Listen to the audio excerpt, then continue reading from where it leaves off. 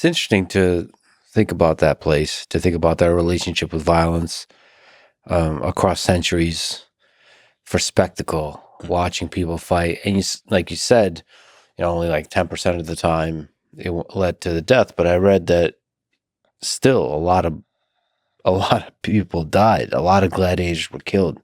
Oh yeah, there's numbers are just crazy. I mean, I read 400,000 dead.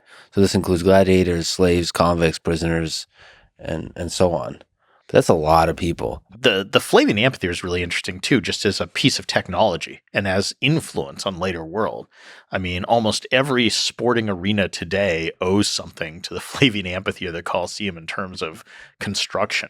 And it was amazingly sophisticated building. I mean, it had, retractable awnings and elevators and ramps that things could just pop up into the arena from below. And, it had very well designed passages where everybody could file in and file out very efficiently, and they were all numbered. So, I mean, it's one of, I think, the most influential buildings in history, just because of the way that, all these buildings we go to today, they're all kind of variants on it and using some of the ideas from it. And the Romans took their construction seriously. Oh yeah, they were good at that. So they were excellent engineers. And the Romans were excellent engineers, especially when it came to what you might think of as humble stuff.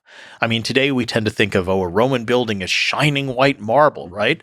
Well, the core of that building was probably concrete, and the marble is just a superficial facade. And if you think about the Colosseum in Rome today, all the marble has been stripped off that building, and what you see is the concrete core, the structural core that's left. And the Romans, I mean, they didn't invent concrete, but they just used it more creatively than anyone had before. And if you look at buildings like the Greeks built, they're all rectilinear. They're all rectangles or squares, and they always have a lot of columns because you need to hold the roof up. The Romans, because of their use of concrete, could build wooden frames. They could have curves, they could have domes, they could have all kinds of stuff. And it just explodes the architectural possibilities. They also made a lot of use of the vault. So if you cut rocks and arrange them so they form a curve, you can have big vaulted spaces. And they were just brilliant with their mix of things. I mean, the Pantheon is the best preserved Roman building, and it's another brilliant building, incredibly influential.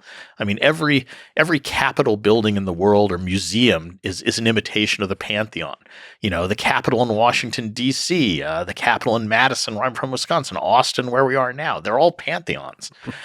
It's a big dome with a triangular pediment and some columns on the front. So it's just an amazingly influential building, but it's brilliant because the way it's constructed is, the concrete at the bottom of the dome is both thicker and has a denser formulation.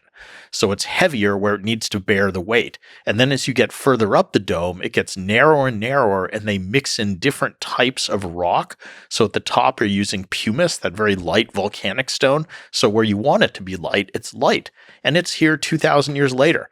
I mean, look around you. How many buildings that we're building now do you think are going to be here in 2,000 years? I suspect not many.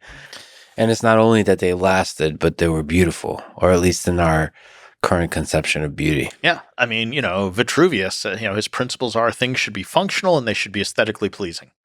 So that's a winning combination, I think. Yeah, they pulled that off pretty well.